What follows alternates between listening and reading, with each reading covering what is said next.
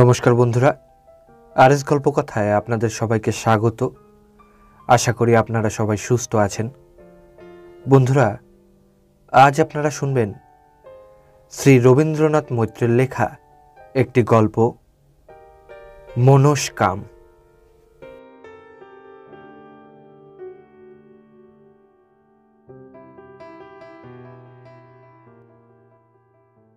বড়দিনের ছুটিতে পকেটে স্টেথোস্কোপ ও হাতে ব্যাগ লইয়া চৌবাঘায় মামা বাড়িতে গিয়া উপস্থিত হইয়াছিলাম।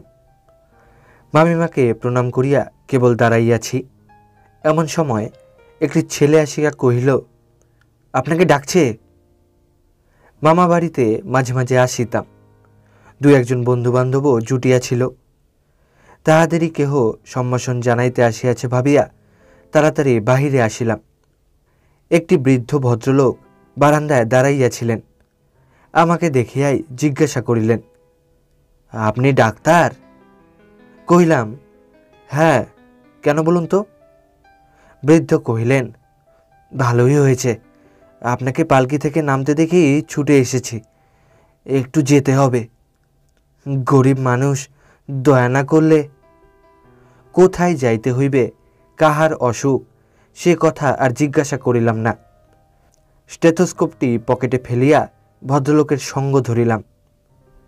মিনিট 15 পর বাঁশের ঝোপে ঘেরা একখানি একচালা ঘরের আঙিনায় গিয়া দাঁড়াইলাম। ঘরের দরজায় একটি যুবক গামছা কোমরে জড়াইয়া দাঁড়াইয়াছিল। ডাকিল, ভিতরে আসুন। কোমরে গামছা জড়ানো মানুষ দেখিয়াই বুঝলাম যে সম্ভবত রোগীর আর ডাক্তার দেখাইবার বেশি দিন প্রয়োজন হইবে না। ঘরে ঢুকিলাম। ঘরের কোণে বাঁশের মাচার উপরে একটি বৃদ্ধা শুইয়াছিলেন। বুঝিলাম ইহারই রোগ আরোগ্য করিবার জন্য আমি আসিয়াছি। রোগিণীর পাশে বসিয়া নারী পরীক্ষা করিতেছি। এমন সময় বৃদ্ধা হাত টানিয়া কহিলেন, ওছাই দেখে হবে কি, হাত দেখতে পারো? বলিয়া দক্ষিণ করতল প্রসারিত করিয়া আমার হাতের উপর রাখিলেন। আশ্চর্য হইয়া যুবকটির দিকে চাহিলাম। সে একটু মুচকি হাসিয়া আমার কানের কাছে মুখ লইয়া ইংরেজিতে কয়েকটি কথা ফিসফিস করিয়া কহিয়া গেল। ব্যাপারটা কতক বুঝিলাম। মৃত্যু পথযাত্রীর নিকট মিথ্যা কথা বলিবার প্রবৃত্তি ছিল না, তথাপি পরিহাস করিবার চিরন্তন স্বভাবটি পরিত্যাগ করিতে পারিলাম না। কহিলাম, একটু একটু পারি বই কি। বৃদ্ধার চোখ দুটি অকস্মাৎ উজ্জ্বল হইয়া উঠিল। তবে দেখো তো ভাই, অদৃষ্টে তীর্থ আছে কিনা বলিয়া কাতর উৎসুক দৃষ্টিতে বৃদ্ধা আমার দিকে চাহিলেন। কি বলিতে হইবে যুবকটির আছে আমি পূর্বেই বুঝিয়াছিলাম। বৃদ্ধার করতলের দিকে ক্ষণকাল তীক্ষ্ণ দৃষ্টিতে বিস্ময়ের ভান করিয়া কহিলাম, বিস্তর তীর্থ দেখছি। বৃদ্ধার মুখখানি প্রসন্ন হইয়া উঠিল। আমার ডান হাতখানি মুঠা করিয়া ধরিয়া তিনি কহিলেন, মিছে কথা বলছিস না তো ভাই? অসংকোচে কহিলাম, মোটেই না, হাতের চারদিকেই তীর্থ, তবে সব দরজা বন্ধ বলে যেতে পারেননি, এইবার দরজা খুলবে। মনে মনে কহিলাম, দক্ষিণ দুয়ার। আগ্রহ ভরে রোগিণী বালিশে ভর দিয়া উঠিতে চেষ্টা করিয়া পড়িয়া গেলেন। আমি কহিলাম, ব্যস্ত হলে তো হবে না, সেরে উঠুন আগে। বৃদ্ধা চোখ না মিলিয়াই কহিলেন, ধনে পুত্রে লক্ষ্মীশ্বর হও ভাই। তারপর নীরবে তাহার ডান হাতখানি তুলিলেন। বুঝলাম আশীর্বাদ করিলেন। পরিচর্যা ও পথ্য সম্বন্ধে যুবকটিকে দুই একটি উপদেশ দিয়া বৃদ্ধ লোকটির সহিত বাহির হইয়া আসিলাম। পথে আসিতে আমার সঙ্গীর কাছে বৃদ্ধার জীবনের কাহিনী শুনিলাম। বৃদ্ধার নাম দাক্ষী ঠাকুরানী, ভালো নাম দক্ষজা অথবা দাক্ষায়ণী, যে কোনোটি হইতে পারে। দাক্ষী ঠাকুরানীর বিবাহ হইয়াছিল 7 বৎসর বয়সে, এবং বৎসর না ঘুরিতেই বিধবা হইয়াছিলেন। সে বহুদিনের কথা। তারপর এই 70 বৎসর কাল দাক্ষী ঠাকুরানী তাহার স্বামীর বাস্তু ভিটায় একখানা একচেলা ঘর ও কাঠাদেরেক জমির সুপারির বাগানখানি আশ্রয় করিয়া কাটাইয়াছেন। অনাহুত যৌবন দাক্ষী ঠাকুরানীর দেহকেও আক্রমণ করিয়াছিল। সেই সঙ্গে সঙ্গে কিশোর, যুবক ও প্রৌঢ় নানা বয়সের নর সৈনিকেরা অভিযান শুরু করিয়াছিলেন। কিন্তু একটি শীর্ষহীন সমার্জনের সহায়ে দাক্ষী ঠাকুরানী তাহাদিগকে পরাজিত করিয়াছিলেন। সেই সঙ্গে মাথা ন্যাড়া করিয়া ও সহস্তে ভালের কাটা দিয়া মুখখানিকে ক্ষতবিক্ষত করিয়া কাঁচা তেঁতুল খাইয়া সমস্ত দিন পানাপুকুরে স্নান করিয়া জ্বর ডাকিয়া আনিয়া যৌবনকেও প্রতিহত করিবার নিষ্ফল চেষ্টা করিয়াছিলেন। দাক্ষী ঠাকুরানীর শেষ অবলম্বন বৃদ্ধ অন্ধ শাশুড়ি একদিন প্রাতঃকালে সজ্ঞানে গঙ্গালাভ করিলেন। তখনও যৌবন সগৌরবে দাক্ষী ঠাকুরানীর দেহে রাজত্ব করিতেছিল। ঠাকুরানী অত্যন্ত কাঁদিলেন এবং বুড়া ঘোষাল মহাশয়ের কাছে গিয়া কাঁদিয়া জানাইলেন যে তাহাকে তীর্থে রাখিয়া আসা হোক। একক তীর্থবাসের বয়স হয় নাই বলিয়া মাতব্বর ঘোষাল মহাশয় তাহাকে নিরস্ত করিলেন। সে আজ 50 বৎসর আগেকার কথা। সেই দিন হইতে আজ পর্যন্ত প্রত্যহ দাক্ষী ঠাকুরানী তীর্থযাত্রা, তীর্থবাস ও তীর্থ মৃত্যু কামনা করিয়া আসিতেছিলেন। শেষে এমন অবস্থা হইয়াছিল যে গ্রামের কেহ তীর্থ করিতে গেলে তাহাকে শ্বশুরবাড়ি যাইতেছি এবং শ্বশুরবাড়ি না থাকিলে কোনো কল্পিত কুটুম্ব বাড়ির নাম করিয়া বাহির হইতে হইত, নতুবা দাক্ষী ঠাকুরানীর উপদ্রবের অন্ত থাকিত না। তিনি আহার নিদ্রা ত্যাগ করিয়া তীর্থকামীর দরজায় ধর্ণা দিয়া পড়িয়া থাকিতেন। এজন্য দুর্ভোগ তাহাকে কম ভুগিতে হয় নাই। গত বৎসর বৃন্দাবন ঠাকুর চৈত্র মাসে তীর্থে লইয়া যাইবেন আশ্বাস দিলেন। ঠাকুরানী তো বৈশাখ হইতে আরম্ভ করিয়া চৈত্র পর্যন্ত বৃন্দাবন ঠাকুরের পত্নীর সেবা, গোয়াল পরিষ্কার, কাঁথা সেলাই, নারায়ণের ভোগ পাক ইত্যাদি বিচিত্র কাজ অম্লান বদনে করিয়া গেলেন।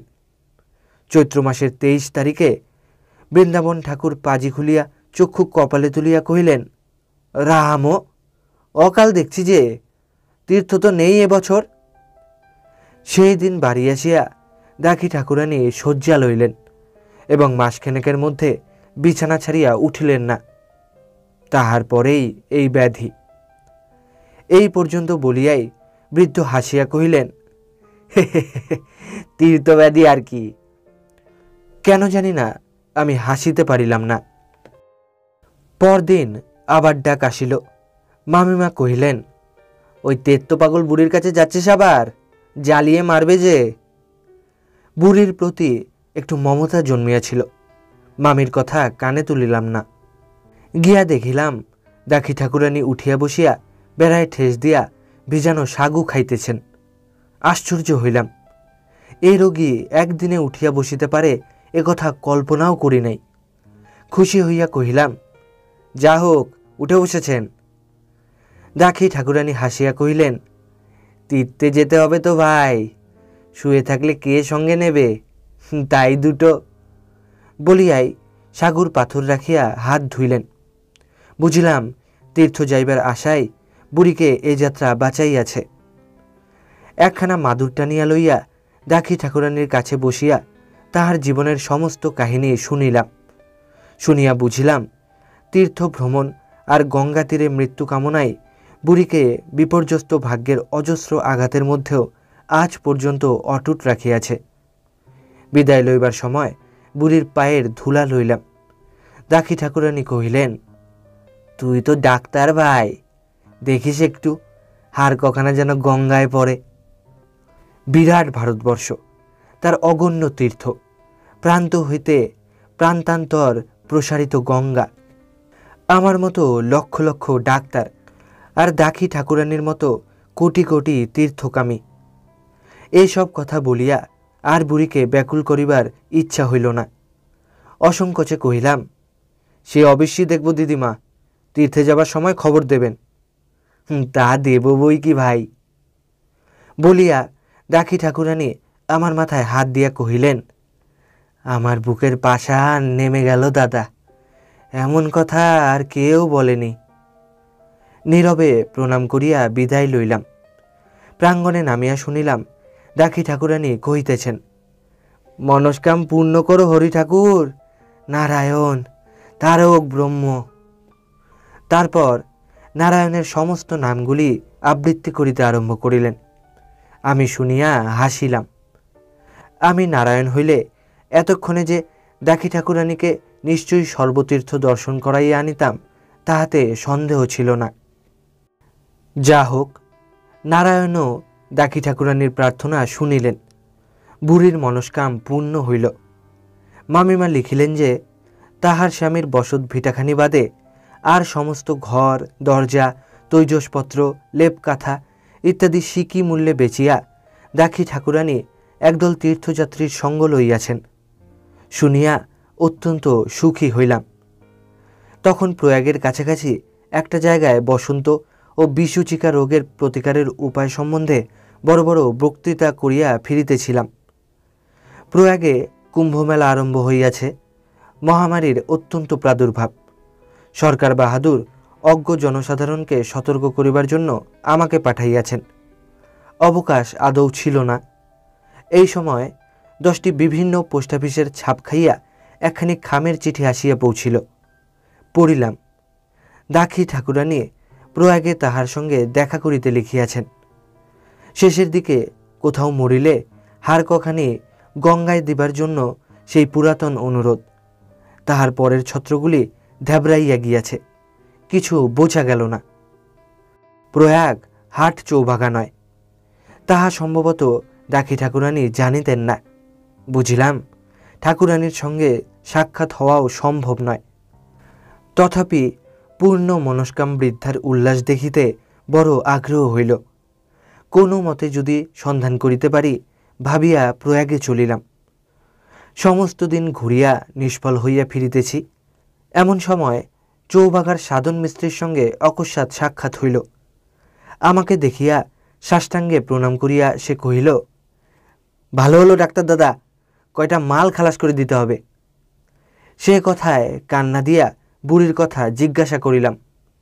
আগে তেনারাই তো মাল, তিনি তো ওলা উঠো হয়ে। ক্ষণিকের মধ্যে দাক্ষী ঠাকুরানী যেন চক্ষের সম্মুখে জীবন্ত হইয়া উঠিলেন।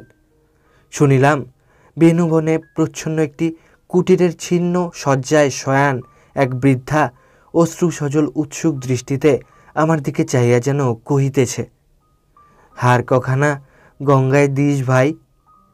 একটু থামিয়া জিজ্ঞাসা করিলাম, কবে মরেছেন? সৎকার করলে কে? সাধন সহজ ভাষায় কহিল, হপ্তাখানেক। তাহার পর মৃত্যুর একটা সংক্ষিপ্ত বিবরণ আমাকে জানাইল। প্রয়াগে আসিয়াই তাহার কলেরা হয় এবং সঙ্গের লোকজন হাসপাতালে খবর দিয়া তল্পিতল্পা লইয়া প্রস্থান করে। হাসপাতালেই বুড়ির ঈশ্বর প্রাপ্তি হইয়াছে। সাধন শ্রীদাম মাঝির মুখে খবর শুনিয়া দেখিতে আসিয়াছিল।